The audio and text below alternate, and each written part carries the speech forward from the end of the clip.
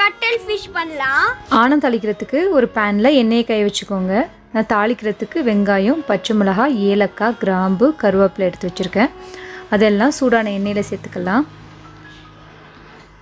அது கூடவே 1 இன்ச் பட்டை, 2 பிரியாணி இலை, கொஞ்சம் அன்னாசிப்பூ சேர்த்து அந்த வெங்காயம் வதங்குற வரை, கலர் மாறுற வரையே நல்லா வதக்கி விட்டுக்கோங்க.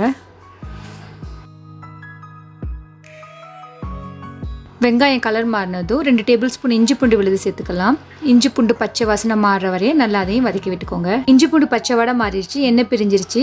இந்த சமயத்தில் தான் நம்ம தக்காளி சேர்க்கணும். தக்காளி சேர்த்து அதையும் கொஞ்சம் வதக்கி விட்டுக்கோங்க.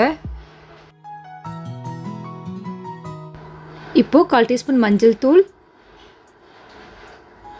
உப்பு, உங்கள் காரத்துக்கு ஏற்ப மிளகாய் தூள் சேர்த்து அதை அந்த எண்ணெயில் நல்லா வதக்கி விடுங்க.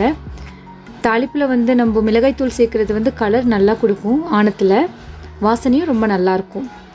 அந்த தக்காளி நல்லா மஷி ஆகிற வரையே நல்லா வதக்கி விட்டுக்கலாம். இப்போது மஷி ஆயிடுச்சு. இந்த சமயத்தில் தான் நம்ம கனவா ஆட் பண்ணணும்.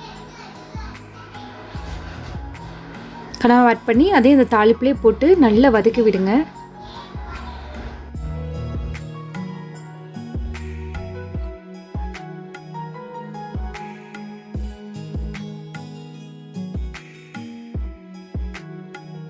நல்லா தாளிப்பில் போட்டு கனவாவை வதக்குனதுக்கப்புறம் சிம் பண்ணி வச்சு அடுப்பை ஒரு மூடி போட்டு மூடி அது கொஞ்சம் நேரம் அந்த தாளிப்புலேயே நல்லா வேக விட்டுருங்க.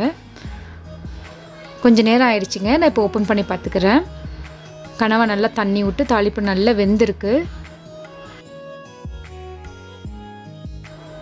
இந்த சமயத்தில் நம்ம கத்திரிக்காய் சேர்த்துக்கலாங்க. நான் கத்திரிக்காய் 2 பாகமாக வெட்டி ஒவ்வொரு பாகத்துலேயும் ஒரு 3-4 ஸ்லிட்டாக போட்டு வச்சுருக்கேன். கத்திரிக்காய் கழிஞ்சு போகாமல் இருக்கிறதுக்கு இந்த தாளிப்பில் இந்த கத்திரிக்காயும் போட்டு கொஞ்சம் வேக விட்டுடலாம். கத்திரிக்காய் வெந்திருக்குங்க. இப்போ மூடி ஓப்பன் பண்ணிக்கலாம். கத்திரிக்காய் 3/4 வெந்துருச்சுங்க.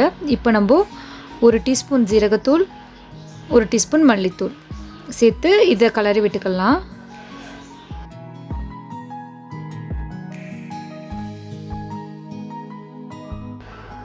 இதில் நான் ஒரு அரை மூடி தேங்காயிலேருந்து எடுத்த பாலை நான் இதிலே சேர்த்துக்கிறேன். உங்களுக்கு எவ்வளோ குழம்பு வேணுமோ அந்தளவுக்கு தேங்காய் பாலும் தண்ணியும் சேர்த்துக்கோங்க. சேர்த்து கொஞ்சம் நேரம் மூடி போட்டு வேக விடலாம். ஆனம் ரெடியாக இருக்கும். மூடி ஓப்பன் பண்ணி பார்க்கலாம். பாருங்கள், எண்ணெயெல்லாம் பிரிஞ்சு வந்துருச்சு. அப்போ நான் ஆனம் ரெடியாச்சுன்னு அர்த்தம். கத்திரிக்காய் கனவா எல்லாம் நல்லா வெந்திருக்கு. அவ்வளோதாங்க, நம்மளோட கனவா ஆனம் ரெடி. இப்போ இதை நம்ம ஒரு பவுலில் மாற்றிக்கலாம். இன்றைக்கி இது தாங்க எங்களோட லன்ச் மெனு. கனவாவில் கத்திரிக்காயா அப்படிலாம் யோசிக்காதீங்க. ட்ரை பண்ணி பாருங்கள். ட்ரை பண்ணி பார்த்துட்டு எப்படி இருந்துச்சுன்னு கமெண்ட்ஸில் சொல்லுங்கள். வீடியோ பிடிச்சிருந்தால் லைக் பண்ணுங்கள், ஷேர் பண்ணுங்கள், மறக்காமல் சப்ஸ்கிரைப் பண்ணுங்கள். தேங்க்ஸ் ஃபார் வாட்சிங். பாய்.